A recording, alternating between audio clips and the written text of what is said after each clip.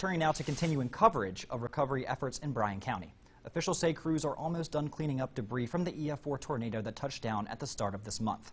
But as families in Bryan County start to rebuild their homes and lives, they may find some things that can't be recovered.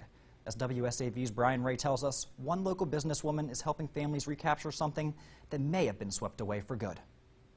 I begged my mom for a big girl camera when I graduated high school, and she supported it, so she bought me one. It's just kind of grown from there. For almost 10 years, Kimberly Austin has been capturing memories for her photography business. But when Kimberly's not behind the camera, she's responding to emergencies, including the tornado on April 5th, a sight she couldn't put words to. When I responded up there, me and my partner, we saw flipped over houses and things that you couldn't imagine something had come through so quickly and done just so much. I couldn't imagine losing everything I owned, just come home from work and it's all gone.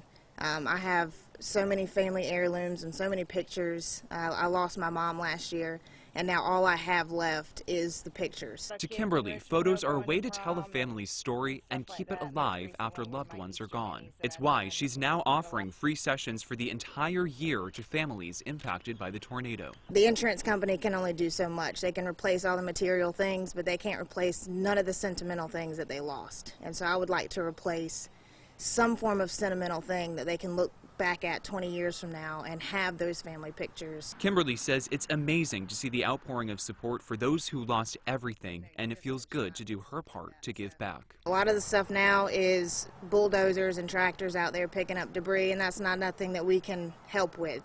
I mean, I'm not equipped to do that. So I know what I can do, and I know what I can offer. In Bryan County, Brian Ray, WSAV News 3 on your side.